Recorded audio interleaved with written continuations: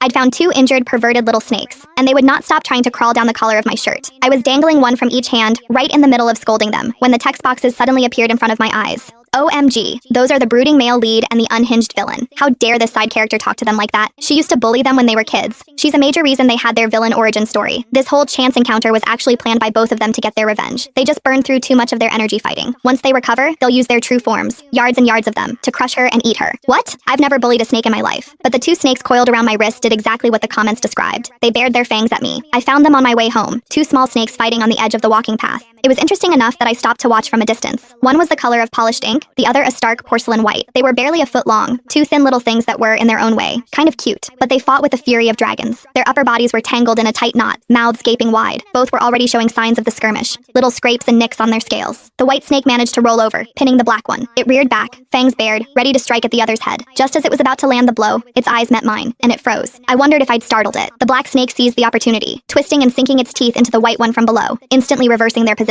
But the white snake didn't fight back. It went limp, letting the black one bite, its bright, rosy pink eyes fixed on me. A pang of sympathy hit me. Bolstering my courage, I took a step forward and clapped my hands, shouting, "Hey, knock it off!" To my utter astonishment, the black snake actually seemed to understand. It stopped its attack. The white snake lay on the grass, exposing its soft underbelly. The bite marks were clear against its pale scales, and it looked like it was on the verge of death. The black snake stared at me with its beady black bean eyes, then glanced at the motionless white snake beside it. A frantic energy seized it, its tongue flicking in and out of its mouth so fast it was a blur. It looked like it was trying desperately to speak. Seeing my bewildered expression, it gave up and simply copied the white one, flopping onto the grass and going perfectly still. Well, I figured that was a truce. I turned and continued home. It wasn't until I was standing at my front door, digging through my purse for my keys, that I realized they had followed me. Our eyes met, all 6 of them. In perfect unison, both snakes went limp and dropped to the welcome mat with a soft thump. It was the most blatant case of insurance fraud I'd ever seen. "You want to come home with me?" Both of them started wagging their tails furiously. "I don't know," I hesitated. "Wild snakes can be dirty, have parasites and stuff, and I'm pretty sure there are rules against just picking up wildlife." The white snake stopped moving, its tongue flicking out pathetically. The black one, however, started spinning in tight circles, as if trying to show me how clean it was, that it wasn't wild at all. After a moment of internal debate, I let them in. I didn't have a proper terrarium, so a clear plastic storage bin would have to do for now. Surprisingly, they were almost unnervingly obedient. When I pointed to the bin, they slithered right in. I spent a while on my phone, using an image recognition app to figure out what they were. The consensus was corn snakes. Following the app's recommended links, I found a beginner's guide and ordered some antiseptic spray and other supplies for delivery. While waiting, I spoke to the bin. "From now on, I'll call you Ash," I said to the black one, "and you'll be Ivory." I didn't actually expect them to understand. My impression of snakes had always been that they were cold, detached creatures, not particularly in tune with humans. When the supplies arrived and I was unboxing the antiseptic, I said aloud to myself, "Okay, Ivory, you're first." To my shock, the little white snake nudged the lid of